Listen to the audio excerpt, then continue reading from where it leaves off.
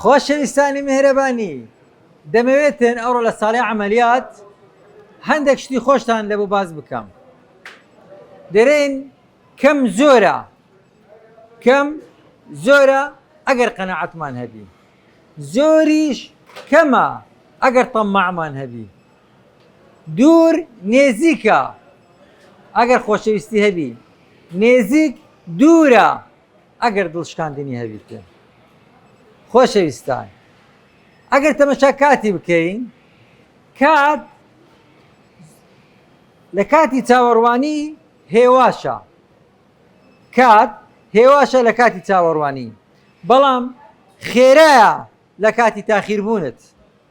هەر ئەو کاتە کورتە لە کاتە خۆشیەکانت، هەر ئەو کاتەش درێژە و تەواو نابی لە کاتی ئازارەکانت.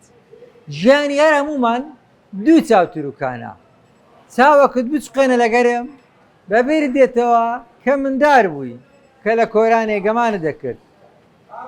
ئەوەی بزانە ئەوەی ڕۆشتیە چاوتروکانێک بووە، دڵنیا بە ئەوەی ماشە یەک چاوتروکانە. چاوت قەپاتکە بای بای دەکەی لەو دنیایی. دنیا بەشی خۆشەویستی ناکە، با ڕقی هەڵنەگرین لە ژیانماندا.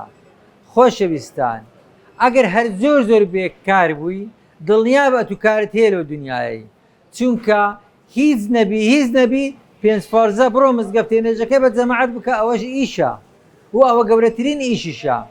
و ڕزقیش تەنها پارە نییە، پارە جوزێکی کچکەیە لە ڕزق، بەڵکو ڕاحەت البال، ئاسوودەیی، بەختەوەری گەورەترین ڕزقە لە دنیای هەدبیتن لە پاش ئیمان و ئیسلامەتی.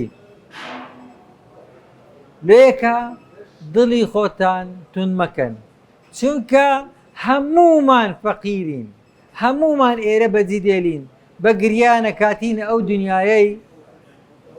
ڕۆژێک دادێ دەردەچین لەو دنیایی، هەر ئەوەی کە هیچ نابین، هەزار ڤیلات بەناوبی، هەزار خانی تەبیتن، هەزار سیارەت هەبی، کە مردی هیچ نابێت دڵنیا بە هەزار شادە و هەزار پێشگری ناوت هەبی، کە مردی دەبێت جەنازە.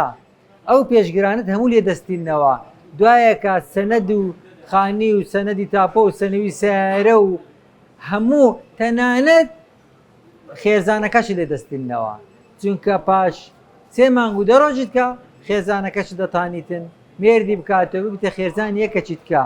دڵنیا بن زۆر جوان. دۆست و برادەرەکان هەفتەک ئەسەف لۆ دەچێشن، دەرێن بەخوا پیاوی چاک بوو. دوایەکە ئەوەی کە زۆر ئەتوی لێ یادە منداڵەکانتە، ساڵێک 2 ساڵ دوایەکە دڵنیا بە ئەوانیش ئەتویان لەبیر دەچی. کاتێک کە تەمەشا فلیمێکی کۆمیدی دەکەن، پاش 2 ساڵ 3 ساڵی لە وەفاتی تو دەبینی لە کاتەکی لە قریتەی پێکەنینی دەدەن لە دیار فلیمێکی کۆمیدی، ئەتویان هەر لەبیر چووە. لێیەکە دڵی خۆتان ئەزیەت مەدەن، کەس شایانی ئەوەی نییە دڵی خۆتی لۆ ئەزیەت بدەی. پارەش لە بۆ ئەوەیە کەوا ژیانتی پێ جوان بکەی و بینێریە قیامەتێ و تێشی قیامەتت پێ بەرزکەیەوە. شەهادە، سوڵتە، پارە یەد العولیایە، لێیەکە هەوڵدا خۆتی پێ بکەیە دەورەمەندی قیامەتێ. مهرەبانی بەردەوام بێمنەت منجر خێرخلاص نابی، خەسار نابی، خراپ نابی، خێری مهرەبانیش کەون نابی. لۆ خۆتان باشە بێن بەشداری بکەن لەو خێرە نەبراوەی مهرەبانی. پێشووی سەردەمە، عیبادەت العەسرە، عیبادەتی ڕۆژگارە. مهرەبانی بیرەکەی ئیمامی عوسمانە، لێ دەمانێ حتا هەولێر بیتن بەردەوام خێری لێ دەبیتن و خەستەخانەی سەڵاواتەکە لێیەکە ئەمە دائیمەن زەردەخەنە و دەستی لایک و خزمەتمان بەردەوامە تا ئەوکو خوای گەورە هێز و توانای دابینێ. تا دنیاش دنیاە فاعیلی خێرێ و مانعی خێریشەیە، ئەوە شەر خلاص نابیتن. ئەو دەتو لە جیهان بەرێ دەبی بە کەیفی خۆت بکە، دەبێ فاعیلی خێر یان دەبێ مانعی خێر، بە کەیفی خۆت بکە. هەمومان هەر تەواو دەبین. قانونی ژیانیش ئەو هەیە، هەر کەسێک لە 6 تابقی بەر ببیتەوە، ئەو جاگەر مەلابی یان قەشەبی یان جوولەکە بیتن، ئەگەر پرۆفیسۆر بیان نەخیندەواری، ئەگەر زیرەک بیان جێلبی، هەر دەمریتن.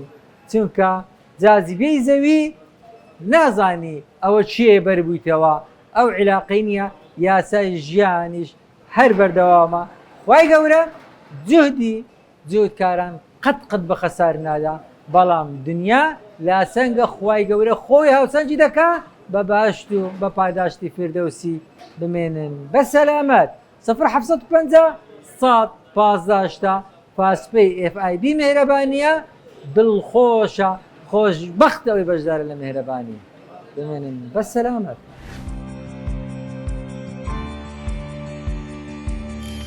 میهرەبانی دڵسۆزی و لێزانی